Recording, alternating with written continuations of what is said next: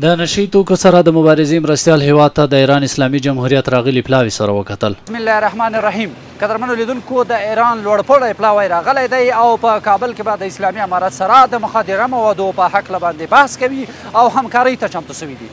دغه لوړپوړی پلاوی د کابل ته د اسلامي امارت په بلنه راغلی او انشاءالله چې نور ښه خبرونه به هم تاسو ته ولرو. خوشحالیم که امروز در کشور برادر و دوست افغانستان توفیق حضور داریم. بنده به نمایندگی از دولت جمهوری اسلامی ایران، ستاد مبارزه با مواد مخدر در خدمت شما هستیم. انشاءالله که این حضور و نشست‌های آتی کمک کنه به برنامه بسیار خطیر مبارزه با مواد مخدر و انشالله در راستای تبادل نظرات، اطلاعات و همچنین تجربیات موفق دو کشور انشاءالله. د کورنیو چارو وزارت د نشهیي توکو سره د مبارزې مرستیال الحاج لوی پاسوال ملا عبدالحق همکار په یوه ناسته کې د ایران اسلامي جمهوریت د نشهیي توکو سره مبارزې عمومي ادارې معاون ښاغلی محمد زرعي په مشرۍ شپږ کسیزه پلاوي سره د کابل په انټرنټ کانټیننټل هوټل کې وکتل او په بېلابېلو موضوعاتو یې خبرې اترې وکړې. ښاغلي همکار په خپلو خبرو کې نشهیي توکي یوه سیمه ییزه ستونزه وبلله او زیاته کړه چې اسلامي امارت د نشته امکاناتو او بېساري ډول د یادې پدیدې مخنیوی کړی دی. نوموړي وویل په یاده برخه کې نړۍ موږ یوازې پرېښي یو او په خبره یې په تیرو 20 کلونو کې تیر حکومت نړیوالو د میلیونونو ډالرو د مرستو سره ونه توانېدل چې بریالي شي. کسی که تریاک کشت میکنه یا چرس کشت میکنه یا مواد صنعتی جور میکنه در کوه، برای همگی از طرف امیرالمؤمنین حفظه الله سزا و تعیین کرده خود امیرالمؤمنین صاحب. از ایران میخواهیم که از طرف جمهوری اسلامی ایران بعضی مواد که میاد، بعضی دوسیه ما داریم که او به شکل غیر قانونی از او طرف آمده هستند. در این عرصه اگر ما و شما همکار شویم، یک با دیگر معلومات بدیم، شاید این موضوع خیلی زیاد کنترل شود. باید جامعه بین المللی در این عرصه افغانستان فراموش نکنه. د ایران اسلامي جمهوریت پلاوي د نشهیي توکو سره د مبارزې په برخه کې د کورنیو چارو وزارت لاسته راوړنې وستایلې او په یاده برخه کې د پولیسو روزنې، معلومات شریکول او د دواړو هیوادونو لوري د یوې ګډې کمیټې رامنځته کول په هکله هم خبرې اترې وکړي. ما در شرایط حساسی هستیم در منطقه، در وضعیتی که امروز کشور شما قرار داره در بحث مبارزه با مواد مخدر، که اینجا جا داره قبل از هر چیز خوشحالی خودم رو و همچنین قدردانی خودم رو از ابتکار عملی که عزیزان امارت اسلامی در بحث ممنوعیت کشت در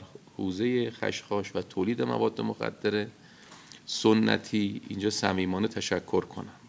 من این قدردانی و تشکر رو به عنوان رئیس هیئتی که در کمیسیون فرعی سال گذشته برگزار شد و کشورهای حوزه‌های مختلف ارزم بزرگ شما منطقه‌ای حضور داشتن، اونجا هم اعلام کردم. گفتم واقعا اخباری که ما داریم، افغانستان بسیار تلاش کرده در بحث محدودیت کشت و لازم هم هست که جامعه جهانی حتما کمک کنن تا بتواند با یک برنامه منسجم و جامع این مبارزه رو انشالله ادامه بده تا اینکه ریشه این مواد خانمانسوز که در صورت امروز جامعه بشری درگیرشه، امروز در آماری که ما داریم قریب بر 300 میلیون نفر از جمعیت دنیا به نوعی یکی از مواد مخدر رو مصرف میکنن. و نکته آخر، این بحث ممنوعیت کشت نشون میده که وقتی که از مراجع دینی و حکومتی شما صادر شده اثر خودش رو داشته. ما پیشنهاد میکنیم که این ممنوعیت در حوزه مواد مخدر صنعتی هم شکل بگیره. ما مواد مخدر صنعتی رو به مراتب خطرناکتر از مواد مخدر سنتی میدونیم. یعنی در کسی گرفتار مواد مخدر صنعتی شد برگشتش تقریبا صفره.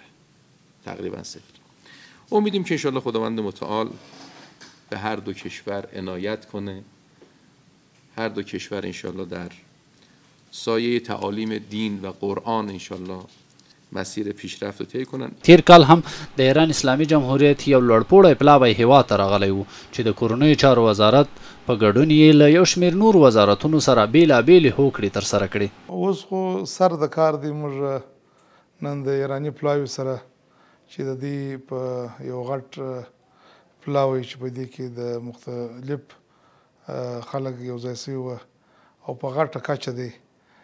زموږ امید دی چې دوی به زموږ سره دا کوم معاهدې چې وکړلې دا به عملي کړي، ځکه دا کم مشکلات چې جوړ دي د مخدره موادو، د دې څخه یوازې افغانان نه کړېږي، د دې څخه زموږ ګاونډي هېوادونه په تېره ټوله جهاني جامعه د دې څخه مشکلات ویني.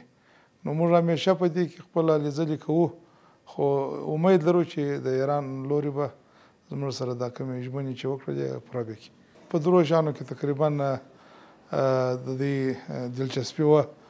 یو د ارتقا د ظرفیت په دې کې د دې دلچسپي وه چې زموږ پولیسو ته ارتقا د ظرفیت ورکړي او په دې کې دوی زموږ سره همکاره سي. دومه دا کومه یو بین المللي کمیټه چې جوړه ده د ایران او د پاکستان او د روسیې او د تاجکستان د دې غوښتنه دا وه چې په دې کمیټه کې موږ هم شرکت ورسره وکړو، سره د دې کمیټې غړي سو. نو په دې کې ما امید دی چې د کمیټه کې به زموږ عضویت داخل سي. درېیمه د دې دا خواهش و یا د دې دغه شي کې دلچسپي درلوده چې زموږ سره هماهنګي وکړي په کارو کې.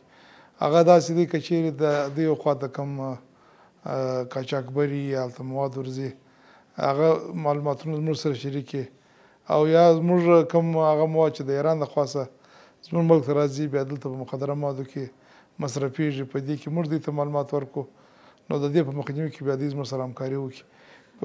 او دارنګه دوی د بدیل معیشت په اړه هم دلچسپي درلوده چې خپل د بدیل معیشت په اړه دوی زموږ سره همکاري وکړي. او د اوس دپاره هم دوی ویلې چې موږ یو غټ تعداد مواد ته ضرورت لرو چې د افغانستان څخه خریداري کړو. دا به هم د بزګرو سره یو غټه همکاري، تقریبا 15,000 ټنه یادوله چې دلته مختلف النوع د افغانستان محصولات دا موږ رانیسو، په ایران کې هلته استفاده زموږ